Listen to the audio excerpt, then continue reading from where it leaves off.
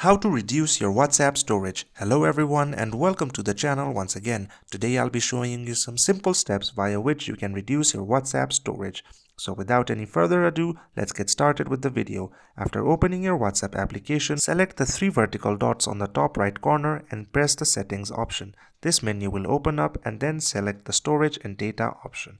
There you can see an option called manage storage. Simply tap on it and this menu will open up. Here you can see all the occupied storage that I have.